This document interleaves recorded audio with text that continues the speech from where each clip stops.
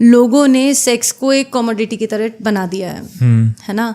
आप किसी से मिल रहे हो, सेक्स कर रहे हो, और आप अपने घर, वो अपने घर। सबसे पहले तो सेक्स को एक ना एक्टिविटी की तरह मत समझो। हुकअप कल्चर, जिसके बारे में भी आपने थोड़ी सी बात करी भी सही, जो आजकल इतना ज्यादा ओपन हो चुका है। आजकल people meet, they say hi and hello, they hook up for a night, उसके बाद तुम कौन मैं कौन, अपने अपने रास्ते। What do you think about this culture?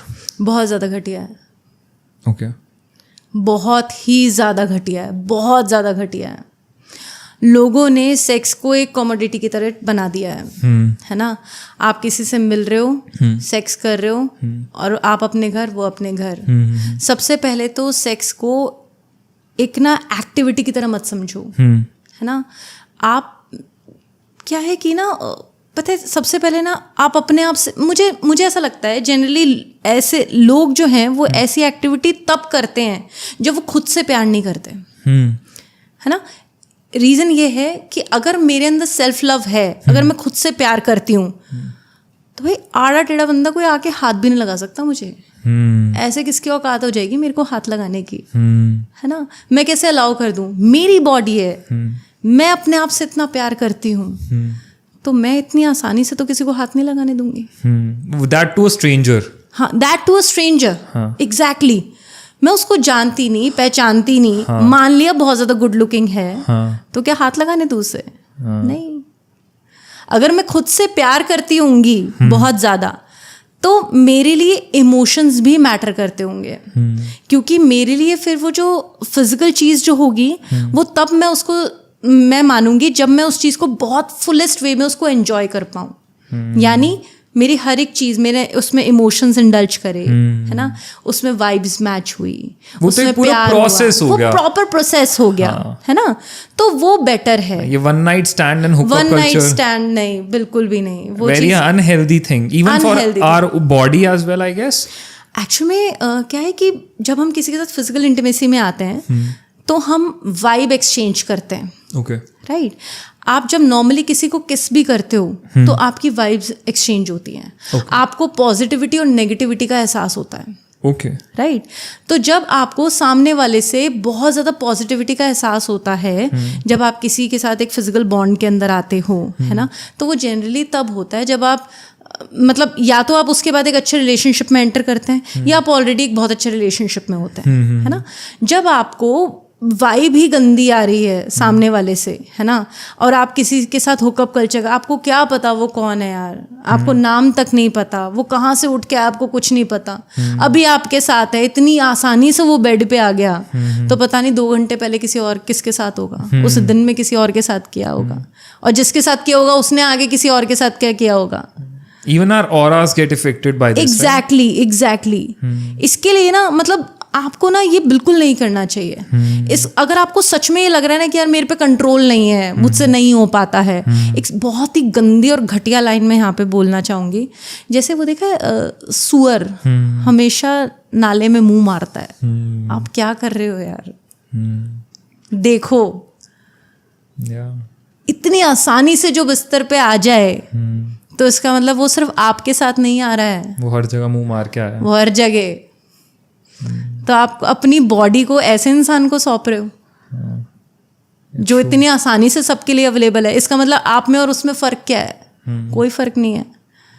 कुछ स्पेसिफिक रखो ना। ऐसा नहीं है कि मेरे अंदर हीरे जवाहरात जड़ रहे हैं, ऐसा कुछ नहीं है, बट मेरी है वो। मैं अपने आप से बहुत प्यार करती हूँ, मैं तो नहीं आसानी से हाथ लगाने देना चाहती जब तक मैं उसको प्यार नहीं करती और वो मुझे प्यार नहीं करता। खत्म। अगले टर्म पे आते हैं जो कि अगेन बहुत फ्रीक्वेंट एंड फेमिलियर हो चुका है आजकल लोगों के साथ, that is friends with benefits, doing stuff with your own friends with no titles attached. So what do you think about this setting? I think ये कहीं ना कहीं थोड़ा बहुत ठीक है। ओके, थोड़ा बहुत ठीक है। Okay. ज़्यादा ठीक तो ऑब्वियसली नहीं है, क्योंकि जो अभी मैंने रीज़न बताया है ना, क्योंकि आप विदाउट फीलिंग्स आप अपनी वाइब्स एक्सचेंज कर रहे हो और सारी सब चीज़ें।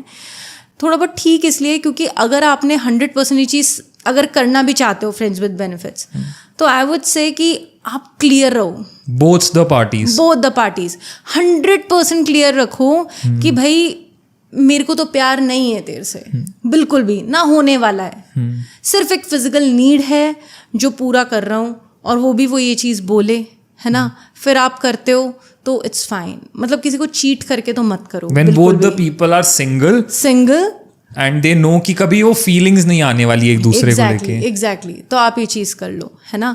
बट सेम इससे बेटर है, फ्रेंड्स विद बेनिफिट्स होने से बेटर है कि आप अपना सेल्फ सेटिस्फैक्शन कर लो. That is much more better.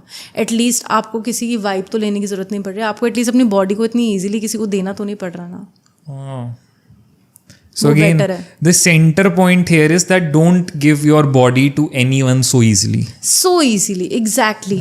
Because अपने आप से प्यार करो. मैं ये नहीं कह रही कि आप सिर्फ एक ही के साथ फिजिकल रिलेशनशिप रखो, है ना. यहाँ पे प्लीज ट्रॉल मत करना. मैं सिर्फ ये चीज़ कह रही हूँ, जिसके साथ भी करो वहाँ पे फीलिंग्स होनी चाहिए, प्यार होना चाहिए, है ना. आप एक नॉर्मल सी चीज़ देखो ना, मैं जैसे जो लोग पेड सर्विसेज करती हैं, है ना, दे आर सो प्रोफेशनल, है ना, दे आर सो नॉलेजेबल. शायद उनसे बेस्ट तो कोई और कर ही नहीं सकता, बट स्टिल इस दुनिया में ऐसे आदमी एग्जिस्ट करते हैं कि जो एक नॉर्मल लड़की के साथ करना प्रेफर करते हैं रैदर देन प्रोफेशनल्स. रीज़न क्या है? जबकि जो नॉर्मल लड़कियां वो तो इतनी एक्सपर्ट भी नहीं होती हैं, still they love to have that particular aspect with those kind of girls. Reason is वहाँ पे प्यार है, वहाँ इमोशंस है, वहाँ वैल्यू है, वहाँ रिश्ते की वैल्यू है. अभी भी कम ही सही, पर ऐसा चंक है जो इतना लॉयल है, जो कहेगा नहीं मैं अपने पार्टनर के साथ ही खुश हूँ, जैसा भी है, बट मैं अपने पार्टनर के साथ ही खुश हूँ. चुना आपने ही है ना. हाँ, किसी ने आप पे फोर्स तो नहीं किया. True. आप ही ने अपने एक्सपेक्टेशंस के हिसाब से चुना है. और वक्त के हिसाब से, वक्त के साथ साथ चीज़ें चेंज होती हैं. आज जैसे सपोज कि अगर मैं किसी के रिलेशनशिप में हूँ तो तब मैं अलग थी, है ना. अब समय बीतता गया, अब सिचुएशन अलग है. मैं भी तो ढली ना उसके हिसाब से, उसके प्रेफरेंसेस के हिसाब से, उसकी नीड के हिसाब से, उसकी सोच के हिसाब से. तो वो भी ढलता गया. साथ साथ बड़े हो रहे हैं ना, साथ साथ चीज़ें देख रहे हैं ना. अगर अच्छाई में साथ हैं और नेगेटिविटी में भी साथ हैं और वर्स्ट सिनेरियो में भी साथ हैं, इसका मतलब आगे भी साथ रहेंगे, चलती जाएंगी. बस आप अपने रिलेशनशिप को किस तरीके से स्पाइस अप कर सकते हो, वो मैटर करता है.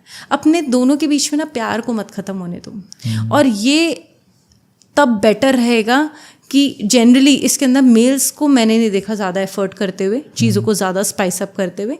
जनरली फीमेल्स करती हैं, एंड इट्स एब्सोल्युटली फाइन कि कोई भी करे, मेल करे फीमेल करे, लेकिन आपका ही रिलेशनशिप है, बचाना भी आप नहीं है जी. तो कोई भी करो, लेकिन उसको बचा के रखो, क्योंकि आजकल की गंदी नज़रें